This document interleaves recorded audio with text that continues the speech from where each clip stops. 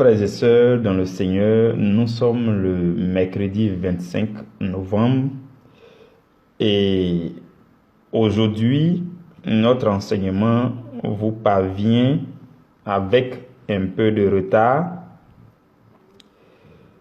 et je donne gloire à Dieu pour toutes choses. En fait, j'étais en réunion avec tous les responsables de cette famille. Donc, notre réunion a duré. Les réunions des responsables, le plus souvent, ça dure avec la prière, les échanges, tout et tout. Je donne gloire à Dieu pour tout cela. Alors, nous continuons dans la méditation de notre thème. Le thème de la semaine qui est « La foi exige l'obéissance ». Aujourd'hui, notre sous-thème c'est « Il ne s'agira pas d'une simple obéissance, mais d'une obéissance effective ». Il ne s'agira pas d'une simple obéissance, mais d'une obéissance effective. Que signifie une obéissance effective? C'est ce que nous allons voir aujourd'hui. Je voudrais vous donner quelques informations rapides avant de continuer. Alors, vous le savez, je l'avais annoncé et je l'ai rappelé par écrit que nous commençons aujourd'hui, mercredi 25. Je ne sais pas à quelle heure tu écoutes cet enseignement, mais en tout cas, ce jour de mercredi 25 là est pour nous un jour de jeûne. Le premier jour de nos 3 jours de jeûne. Donc, mercredi 25, jeudi 26 et vendredi 27. Ça sera nos 3 jours de jeûne pour chaque mois. Le programme du jeûne sera partagé dans très peu de temps. Peut-être même pendant que vous écoutez cet enseignement, le programme a déjà été partagé. Donc, nous aurons un livre à méditer. Ça sera pour nous la nourriture spirituelle compensatrice. Parce que durant un temps de jeûne, tu te prives de certaines choses, dont la nourriture. Il faut compenser cela avec la méditation de la parole. Voilà pourquoi on ne dit pas jeûne seul, on dit jeûne et prière et méditation. Donc, nous aurons à méditer tout le livre de Esdras. Esdras, c'est dans l'Ancien Testament. Nous allons méditer le livre d'Esdras sur les 3 jours. Donc, aujourd'hui, mercredi 25, qui est le premier jour, nous allons méditer les 3 premiers chapitres du livre d'Esdras. Esdras chapitre 1, chapitre 2 et chapitre 3. Je voudrais vous donner le thème du jeûne aussi. Le jeûne de ce mois a un thème. Le thème du jeûne, c'est « Les captivités prennent fin dans ma vie ». Donc, c'est ce thème que tu dois épouser. Tu dois t'imprégner de ce thème, tu dois prier en fonction, tu dois méditer en fonction. Donc les captivités du péché. Si tu es dans une situation complexe qui t'a embrigadé dans un péché, c'est compliqué, tu ne trouves pas les voies de sortie, tu ne sais pas comment t'en sortir. Nos 3 jours de jeûne là, le thème c'est « Les captivités prennent fin dans ma vie ». Dieu va t'illuminer, il va t'éclairer, il va te communiquer comment faire pour sortir de ce péché, de sortir de cette captivité. Peu importe la captivité que tu vis, tu vas sortir de cette captivité. Voilà pourquoi le thème de ce jeûne, c'est « Les captivités prennent fin dans ma vie ». Donc, il faut vraiment que nous puissions vivre ces 3 jours de jeûne, se priver. Vous voyez qu'on est en train de tendre vers la fin de l'année. C'est important de se mettre dans le Seigneur, de renouer avec le Seigneur, de se réconcilier avec le Seigneur, de sortir des captivités, de se recommander au Seigneur, de reconsacrer sa vie au Seigneur. C'est très important. Donc, les captivités prennent fin dans ma vie. Les captivités prennent fin dans ta vie. Les captivités du péché, les liens du péché, les liens ancestraux, les liens de la maladie, les liens, toute forme de liens prennent fin dans ta vie. C'est ce que nous allons méditer tout au long de ces 3 jours de jeûne. Nos temps de jeûne, ce ne sont pas des temps de jeûne, ce ne sont pas des grèves de faim. Non.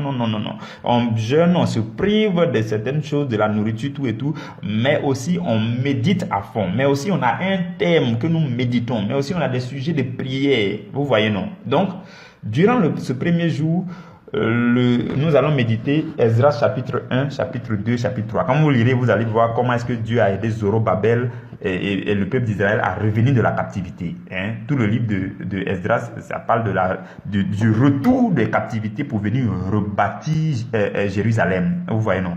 Donc, toi, tu vas revenir aussi de tes captivités, toute forme de captivité. Si tu étais en captivité quelque part, dans une situation compliquée, coincée, de situation de mensonge, de corruption, de péché, d'adultère, de fornication, ainsi de suite, de masturbation, de péchés bizarres que tu commets secrètement, discrètement.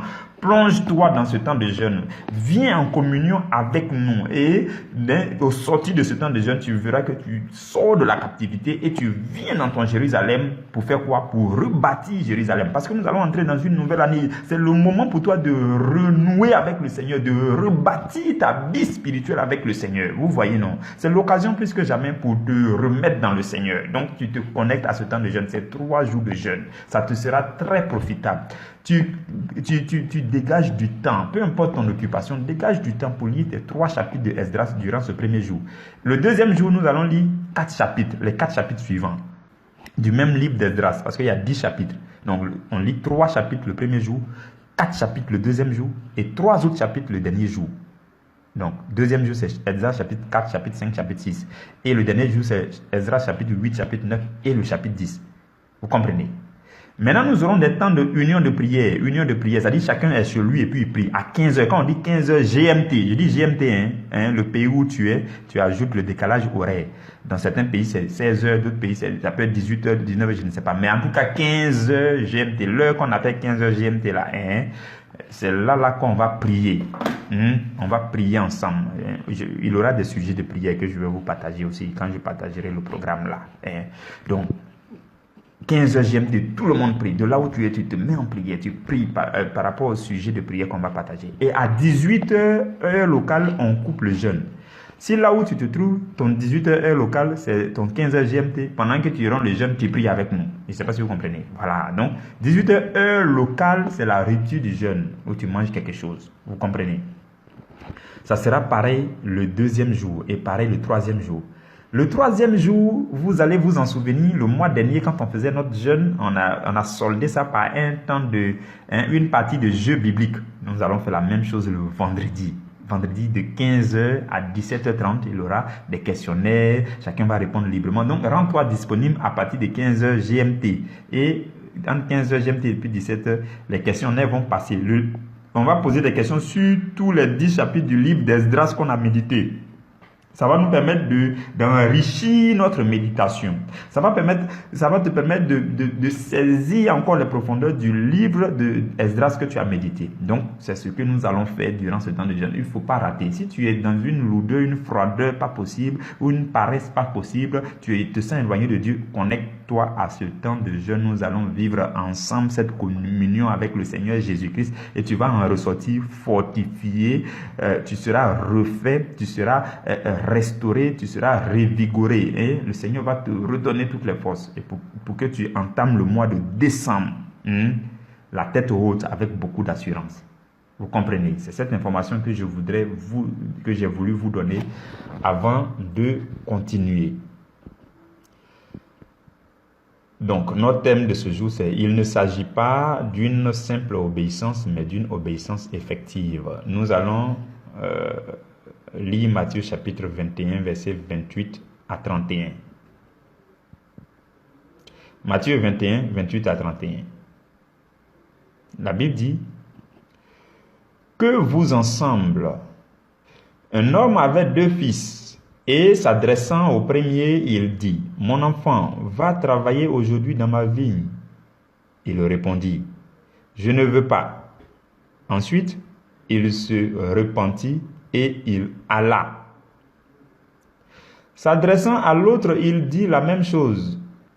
Et ce fils répondit, « Je veux bien, Seigneur. » Et il n'alla pas. « Lequel des 2 a fait la volonté du Père ?» Il répondit, « Le premier. » Et Jésus leur dit, « Je vous le dis en vérité, les publicains et les prostituées vous devanceront dans le royaume de Dieu. » Parole du Seigneur, nous rendons grâce à Dieu. Frères et sœurs, dans le Seigneur, hier déjà, nous étions en train de parler du fait que c'est l'obéissance à Dieu qui nous donne accès aux promesses de Dieu. Et nous avons lu Deutéronome chapitre 28 à partir du verset 1. Nous avons lu... et vous allez remarquer que à partir du verset 16 ou 15, je ne sais plus, la Bible commence à parler des malédictions.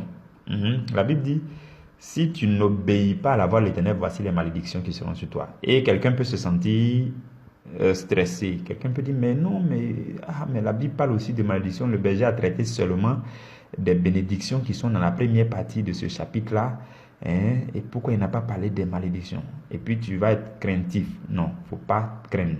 Tu sais pourquoi je le dis? La Bible dit dans Galates au chapitre 3, le verset 13, la Bible dit, Christ nous a rachetés de la malédiction de la loi. Vous comprenez? C'est vraiment fort ce que je vais vous faire remarquer avant de continuer dans notre sous-thème d'aujourd'hui. La Bible dit que Christ, si toi et moi nous sommes là aujourd'hui, que nous écoutons les enseignements, ça veut dire que nous sommes chrétiens. Si quelqu'un n'est pas encore chrétien, il dit et puis on fait ce qu'il faut faire pour qu'il soit chrétien. Sinon, vous et moi, c'est parce que nous aimons Christ que nous sommes là.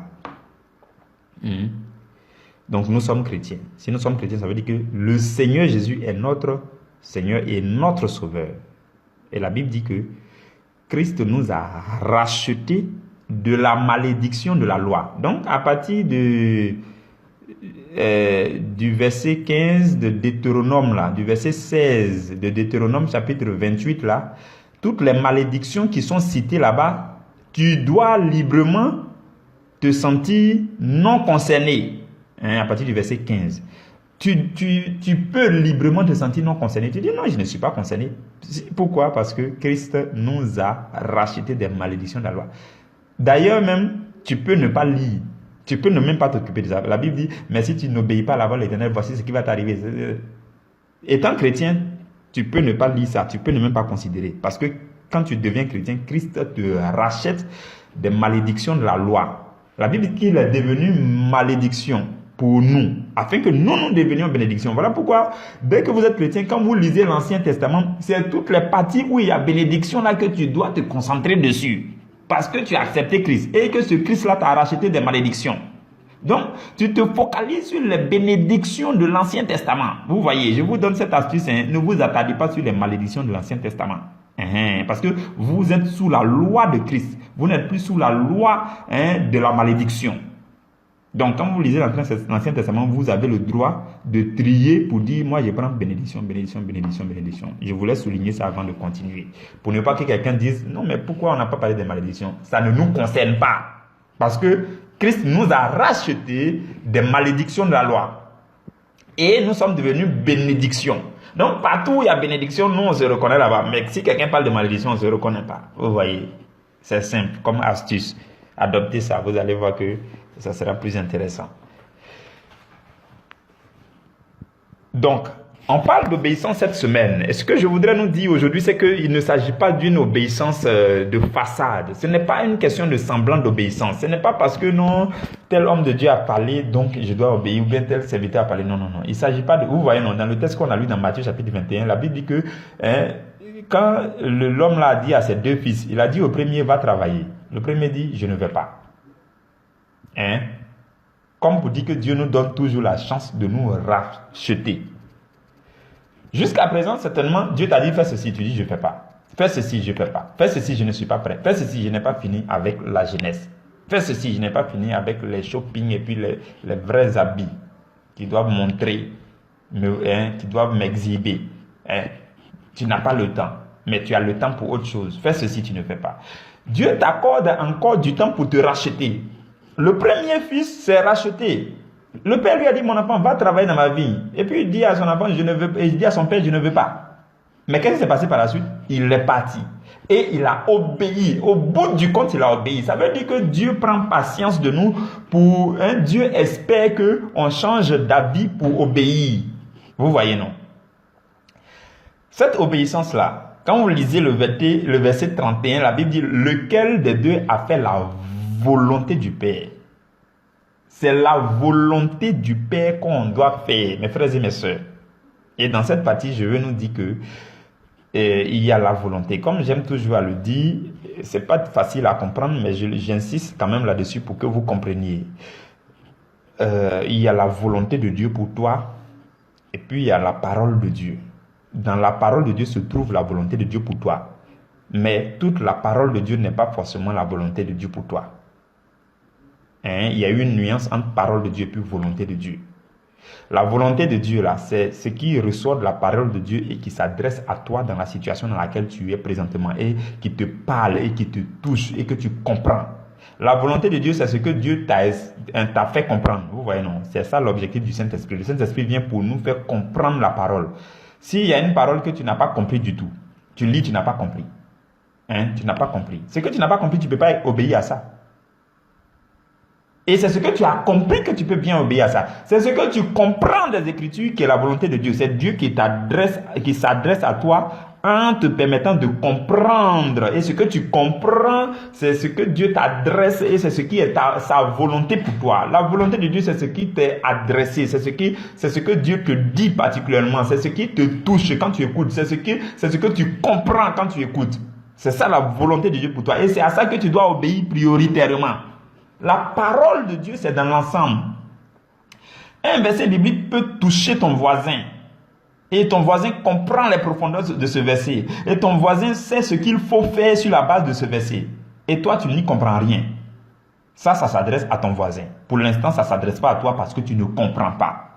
C'est la parole de Dieu. Mais c'est la volonté de Dieu pour ton voisin parce que Dieu a permis que ton voisin comprenne. Toi, tu n'as pas encore compris. Ce n'est pas la volonté de Dieu pour toi, c'est la parole de Dieu pour toi. Si dans 2 mois, Dieu t'en donne la compréhension par rapport aux situations que tu vis actuellement et que Dieu te donne un ordre là-dessus parce qu'il t'a permis de comprendre, tu peux obéir à ça parce que c'est la volonté de Dieu pour toi maintenant, parce que tu viens de comprendre. Je ne sais pas si vous voyez ce que je vous dis. Ce que je vous dis va vous permettre d'être efficace pour ne pas appliquer la parole de Dieu parce qu'il faut appliquer. Pour ne pas appliquer la parole de Dieu parce qu'il faut appliquer la parole que tu sens que vraiment Dieu veut que tu appliques, que Dieu s'est adressé à toi, Dieu a parlé aujourd'hui là. Vraiment Dieu t'a permis de comprendre, c'est pour que tu appliques. Vous voyez, non, c'est pourquoi le Saint-Esprit vient pour nous expliquer, l'onction intérieure vient pour nous enseigner, pour que nous comprenions les parties que tu comprennes, c'est ce que Dieu veut que tu appliques et c'est ce qui est la volonté de Dieu pour toi, c'est ce que Dieu veut que tu exécutes. Commence par ça d'abord. Quand tu seras en train de faire, tu seras en train de marcher dans ce qu'on appelle la volonté parfaite de Dieu. Il y a beaucoup qui appliquent la parole de Dieu, même quand ils ne comprennent pas, ils cherchent à appliquer. On dit que tu es dans la volonté permissive de Dieu. Dieu permet que tu fasses, il n'y a pas de souci, mais ce n'est pas ce que Dieu veut que tu fasses. Ce qu'il veut que tu fasses, il fera en sorte que tu comprennes, il fera en sorte que tu captes, il fera en sorte que tu saisisses, il fera en sorte que ça te parle. C'est ça la volonté de Dieu pour toi. Quoique, dans le début de la vie chrétienne, quand on n'a pas encore bien compris, on n'a pas encore une bonne relation avec le Saint-Esprit, on applique à gauche, à droite, en pagaille, la parole de Dieu. Il n'y a pas de souci. Ça, c'est bon. Mais quand vous devenez de plus en plus spirituel, il faut maintenant chercher la volonté parfaite de Dieu en cherchant à appliquer la parole de Dieu qui vous touche particulièrement. Ce que Dieu vous dit particulièrement, ce que vous avez compris. L'enseignement a fini de passer. Quand tu as écouté là, c'est à quel endroit Dieu t'a parlé. C'est ça qu'il faut appliquer. Prioritairement. Vous comprenez? La Bible dit, lequel a fait la volonté du Père. La volonté du Père, c'était d'aller travailler dans la vie. Si le Père ne voulait pas qu'ils partent travailler dans la vie, il n'allait pas les appeler pour dire, je veux que vous partiez travailler dans ma vie. Si le Père ne voulait pas que tu fasses tout ce qu'il recommande dans les enseignements, dans les pains qu'on médite ici, là, il n'allait pas te disposer pour que tu écoutes, pour que tu comprennes. Et si tu es disposé que tu écoutes, que tu comprennes, c'est parce que c'est la volonté du Père pour toi, il faut que tu appliques. Parce que le Père a pris le soin de t'expliquer, il t'a disposé et il envoie un serviteur de Dieu qui prêche et il te permet de comprendre par le Saint-Esprit. Donc, c'est la volonté de Dieu pour toi, c'est l'ordre de Dieu pour toi, il faut appliquer. Ça s'applique comment? Ça ne s'applique pas. Ce n'est pas un semblant d'obéissance. Ce n'est pas un semblant, ça ne s'applique pas en pensée et puis tu es là, tu dis oui, ouais, j'ai compris, je vais faire et puis tu ne fais pas. Ça doit être effectif. Tu dois appliquer. Non seulement tu dois épouser ça dans tes pensées, mais aussi tu dois aller jusqu'à joindre l'acte à ta volonté. L'acte à la volonté de Dieu. Si jusqu'à aujourd'hui, tu n'avais pas encore obéi à certaines choses que tu as entendues dans les messages avant, dans les prédications, les hommes de Dieu ont parlé, ça a insisté, ça t'a interpellé. Pour le moment, tu n'as toujours pas obéi. Dieu te donne le temps de te racheter. Quand on dit l'obéissance effective, là, c'est parce que Dieu nous donne le temps pour parvenir à l'effectivité de cette obéissance, pour que tu obéisses effectivement. Donc, il faut aussi apprendre à racheter le temps, à dire à Dieu, je veux aller. Faire comme le premier fils qui a dit, c'était le premier fils, voilà, le premier fils qui a dit, je ne veux pas. Et ensuite, il est parti. Dans le verset 29, il dit, je ne veux pas.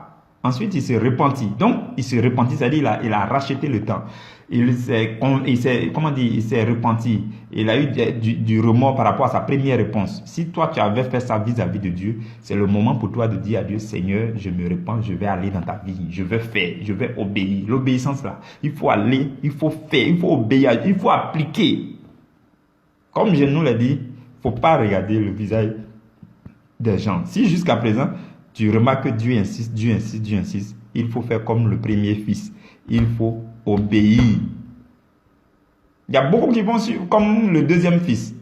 Il dit, j'ai compris. Il y a des gens qui sont des bénis, oui, oui. Quand tu dis, est-ce que tu peux faire ceci? Oui, je fais. Est-ce que, oui, je veux faire. Oh, oui, je veux faire. Et quand tu fouilles au finish, ils n'ont rien accompli. C'est grave. C'est grave. Vous comprenez? Donc, l'obéissance, c'est en action, ce n'est pas en parole. Ce n'est pas quand tu vas donner ton consentement qu'on va dire tu as obéi. Vous écoutez les enseignements, c'est bon. Vous lisez votre Bible, c'est bon. Ce que Dieu vous dit dedans, là, c'est pas en faisant votre tête, oui, j'ai compris, oui, j'ai compris, qu'on dit que vous avez obéi. Non, c'est quand le jour où vous allez prendre la ferme résolution de pratiquer là, c'est là on dit vous avez obéi effectivement. Donc il ne s'agit pas d'une simple obéissance en pensée ou bien en parole où tu donnes ton avis, non j'ai compris, oui je vais le faire, puis tu ne le fais pas. C'est une obéissance effective. On doit faire du sérieux avec le Seigneur. On doit obéir effectivement à la parole de Dieu qui s'adresse à nous et qui est la volonté de Dieu pour nous. Il arrive que quand tu lis ta Bible, Dieu s'adresse particulièrement à toi seul.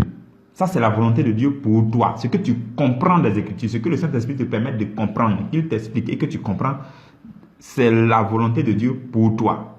Il arrive que vous soyez dans une même communauté et l'homme de Dieu est en train de prêcher. Tout ce qu'il dit, parce que tu es assis là et que le Saint-Esprit t'a disposé là et qu'il te permet de comprendre, tous ceux qui comprennent ce que l'homme de Dieu est en train de dire, ce que tu comprends là, c'est la volonté de Dieu pour chacun de vous. Et c'est à cette volonté qu'il faut obéir. Non pas en disant oui, j'ai compris. Et puis quand tu sors de là, tu oublies tout. C'est en disant oui, non seulement ça, mais en allant jusqu'à prendre des décisions. Vous comprenez? C'est ça, c'est de cette obéissance qu'on parle. Je voudrais parler de ça particulièrement comme ça, pour que tout le monde sache que ici, quand on dit obéissance là, c'est pas obéissance dans la bouche, non, c'est obéissance en action. C'est ce que Dieu nous demande, c'est ce que le Seigneur voudrait nous dire aujourd'hui. Retenez ça. Dieu connaît nos cœurs, il connaît nos vies, il te connaît. Quand tu dis que tu as obéi à Dieu là, Dieu s'attend à ce que ça soit une obéissance effective. Et vers la fin du texte qu'on a lu, Jésus dit, les prostituées et les publicains vous dévanceront. Qu'est-ce qui se passe? C'est que toi tu es chrétien il y a 50 ans, Tu es chrétien depuis des années. Et tu dis à Dieu, je veux faire ceci, tu ne fais pas. Toi, tu es toujours présent à la messe, tu es toujours présent. Tu écoutes toujours. Mais quand on dit application pratique, là, tu ne fais pas. Toi, tu es un pharisien. Il y a ceux qu'on appelle les publicains et puis les prostituées. Eux là, ils étaient dans leur péché depuis longtemps. On les a toujours dénigrés. On a parlé mal sur leur compte depuis longtemps. Mais eux là, ils sont sérieux dans tout ce qu'ils font. Quand ils voulaient faire prostituement là, ils ont fait ça bien. Quand ils voulaient faire leur vie de péché là, ils ont fait ça bien.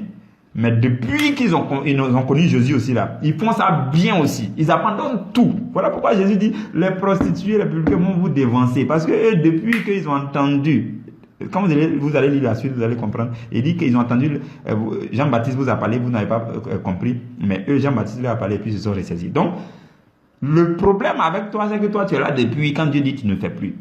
Et celui qui est considéré comme pécheur, le jour où il découvre le Seigneur, lui, il abandonne tout et puis radicalement, il obéit scrupuleusement au Seigneur.